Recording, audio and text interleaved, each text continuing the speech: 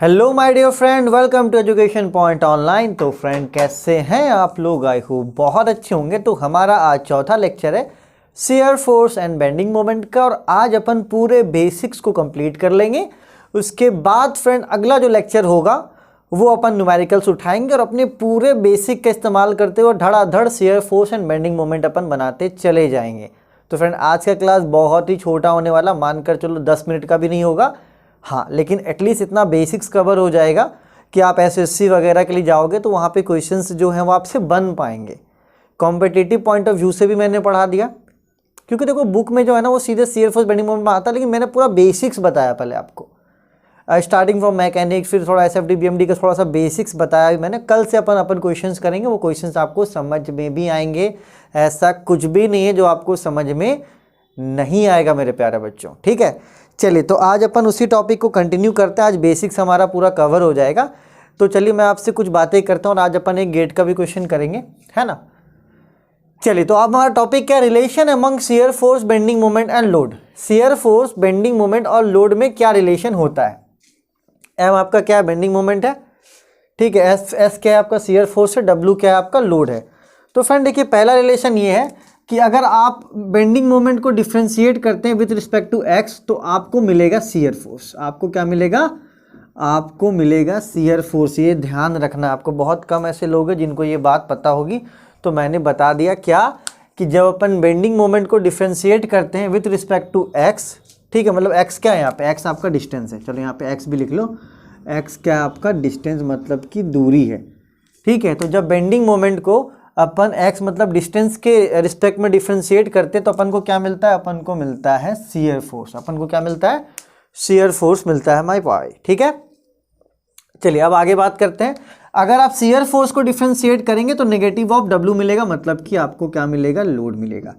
तो ये रिलेशन आपको ध्यान रखना है, ठीक है। एक आध बार इससे गेट में भी क्वेश्चन आ चुका है, वो क्वेश्चन मैं भी आपको करवा दूंगा।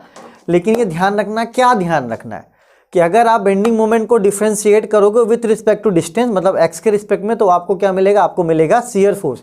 और अगर शियर फोर्स को आप डिफ्रेंशिएट करोगे तो क्या मिलेगा? आपको मिलेगा लोड। तो ये दो बातें ध्यान रखना, आपके आगे फ्यूचर के लिए बहुत ही काम आने वाला है, ठीक है। मैं चाहता हूँ 4-5 लेक्चर में बेंडिंग मोमेंट से वो खत्म करवा दे, लेकिन मैं वैसा चाहता ही नहीं हूँ। मैं चाहता हूँ अच्छी चीज़ें दूँ आपको, भले समय लगे। चलो ठीक है, अब एग्जाम पॉइंट ऑफ व्यू से नहीं तो अब अपन थोड़ा सा नॉलेज पॉइंट ऑफ व्यू से तो पढ़ ही लें। और एग्जाम्स का जो मैंने आपको एक बताया था इंपॉर्टेंट तरीका, किस तरीके से पढ़ना, उसको आप फॉलो कर सकते हैं। चलिए, तो फ्रेंड एक और तीसरी चीज़ आपको ध्यान रखनी, वो क्या है कि when bending moment is maximum, जब बेंडिंग मोमेंट क्या होता है? मैक्सिमम होता है या मिनिमम होता है, तो वहाँ पे क्या होता है? शियर फोर्स हो जाता है जीरो। शियर फोर्स क्या हो जाता है my dear friend? Zero. When bending moment is maximum और minimum then shear force is zero. मतलब जहाँ पर बेंडिंग मोमेंट मैक्सिमम होगा वहाँ पे शियर फोर्स क्या होगा? जीरो होगा। Again I am repeating the same thing, जहाँ पे बेंडिंग मोमेंट मैक्सिमम होगा वहाँ पे शियर फोर्स क्या होगा? जीरो होगा। तो फ्रेंड आप इसको नोट करो। एक छोटा सा क्वेश्चन मैं आपको करवा देता हूँ, गेट का आया हुआ क्वेश्चन है, ठीक है, ताकि बेसिक्स हमारा कवर हो जाए। उसके बाद मैं एसएफडी वीएमडी के क्वेश्चन बनवा दूंगा आपको, कोई दिक्कत की बात नहीं होगी मेरा प्यारा बच्चा। इसके बाद 2 चैप्टर्स हैं जो मेन है। एक है आपका slope and deflection and column and strut. दोनों को बहुत अच्छे से पढ़ना है, छोड़ना नहीं है। कॉलम एंड स्ट्रट और कॉलम एंड स्ट्रट एंड क्या बोला मैंने? स्लोप एंड डिफ्लेक्शन, ठीक है। शियर फोर्स चाहो तो छोड़ दो, कोई ज़रूरी नहीं है शियर फोर्स पढ़ना, लेकिन ठीक है पढ़ा दूंगा मैं, इतना नोट करो बच्चा। तो चलिए माय डियर फ्रेंड, देखिए क्वेश्चन मैंने आपके बोर्ड पे लिखा है ना। आपके स्क्रीन पे नहीं आ रहा होगा, मैंने बोर्ड पे लिखा है। इस क्वेश्चन को सबसे पहले आप लिख लो, है ना। लिखने के बाद अब इसको नोट करो। नोट क्या, पढ़ लो, 2-3 बार 4 बार पढ़ो, देखो क्या कह रहा है क्वेश्चन, ठीक है। चलिए, तो I hope my dear friend आपने अभी तक क्वेश्चन को पढ़ लिया होगा, रिवाइज कर लिया होगा। अब मैं इस क्वेश्चन को पढ़ता हूँ, देखता हूँ इस क्वेश्चन में क्या है। आइए, तो फ्रेंड कह रहा है फॉर ए कैंटिलीवर बीम, एक कैंटिलीवर बीम है ऑफ यूनिफॉर्म क्रॉस सेक्शन, ठीक है।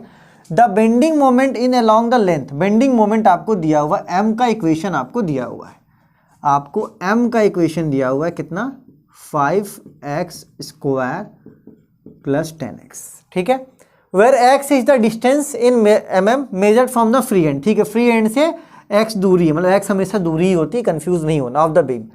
The magnitude of shear force in the cross section at x is equals to 0, मतलब आपको बताना है शियर फोर्स आपको बताना है शियर फोर्स एस बताना है कब, जब एक्स कितना हो 10 mm, और किस में बताना है, न्यूटन में। किस में बताना है, न्यूटन में। मैंने यहाँ पे थोड़ा सा मिस्टेक किया, शियर फोर्स यहाँ पे न्यूटन में बताना है, ठीक है।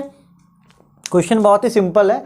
क्वेश्चन आपको बेंडिंग मोमेंट का इक्वेशन दे दिया और आपको पूछ रहा है शियर फोर्स। आपको क्या पूछ रहा है बच्चा पार्टी, आपको पूछा जा रहा है शियर फोर्स, ठीक है। चलो, तो अभी अभी हमने ज्ञान दिया था। वैसे गेट का है, 1 नंबर का क्वेश्चन आया था। 1 नंबर यार बहुत होता है गेट में, ठीक है। 1 नंबर से लोग का रैंक कहाँ से कहाँ चला जाता है। 1 नंबर बहुत मैटर करता है, और ऐसा कोई बड़ी बात नहीं कि जब आप लोग पास आउट होगे तो ऐसे क्वेश्चंस आपको एसएससी जेई में भी देखने मिलेंगे। उसका भी लेवल अब पहले जैसा नहीं रहा है, ठीक है। तो बस अच्छे से पढ़ने की ज़रूरत है। अपन ने अभी तक जो भी सोम पढ़ा अल्लाह की दुआ से बहुत अच्छा पढ़ा है ना। चले आगे बढ़ते हैं। तो फ्रेंड आपको पता है कि del M upon del x क्या मिलता है आपको, शियर फोर्स मिलता है। क्या मिलता है, शियर फोर्स। तो मैं लिख सकता हूँ यहाँ पे कि जो शियर फोर्स होगा, ठीक है, वो del upon del x, M को डिफ्रेंशिएट करेंगे तो हो जाएगा, del M upon del x निकालेंगे तो शियर फोर्स निकल जाएगा।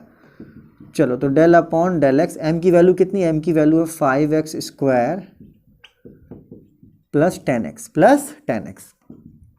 तो यहाँ से s निकल जाएगा 5x² का हो जाएगा 2x, 10 इंटू एक्स का कितना हो जाएगा 1, तो s हो जाएगा आपका 10x प्लस 10। कब पूछा है आपसे, जब x की वैल्यू 10 हो, दूरी कितनी हो 10, तो x की वैल्यू 10 पुट कर दो यहाँ पे। तो s is equals to 10 into 10 plus 10, ठीक है। 10 इंटू 10 कितना हो जाएगा आपका 100 प्लस 10, ये हो जाएगा 110 न्यूटन, ठीक है। तो फ्रेंड अगर आप एसएससी वगैरह के लिए पढ़ रहे थे तो आज तक के क्लास के लिए काफ़ी, क्योंकि वहाँ पे आपको शियर फोर्स बेंडिंग मोमेंट नहीं देगा। जो क्वेश्चंस जो आ सकते थे फिल इन द ब्लैंक्स के रूप में मैंने बता दिए, पैराबोलिक कैसा कैसा वो सब चीज़ें पूछता है, यहाँ से भी क्वेश्चंस आ सकते हैं। और अब जो अपन पढ़ेंगे वो अपन यूनिवर्सिटी एग्जाम के लिए पढ़ेंगे, जहाँ पे आपको simply shear force and bending moment निकालने देता है। कंसेप्ट पे फोकस करेंगे, क्वेश्चंस अपने आप बनेंगे। तो फ्रेंड आप यहाँ तक अच्छे से पढ़ने के बाद पूरा एक रिकॉल ले लेना। रिकॉल लेने के बाद ही 5वां 6ठा जो भी लेक्चर्स हो उसको अटेंड करना। बिना रिकॉल लिए आप अटेंड नहीं करोगे, अदरवाइज फिर आपको बहुत दिक्कत में हो, क्योंकि वहाँ बड़े बड़े क्वेश्चंस रहेंगे। मुझे ऐसा लगेगा कि आपको सब कुछ आ रहा है, तो यहाँ तक जब सब कुछ आए आपको तो ही आप आगे की तरफ बढ़िएगा। तो खैर आप लोग बहुत अच्छे बच्चे हो, ऐसा आप जरूर करोगे। ऐसा क्वेश्चन में कोई दम नहीं था। गेट का 1 नंबर का क्वेश्चन, यहाँ दनादन लिखेंगे 110, काम खत्म, पैसा जम। Noted place, noted.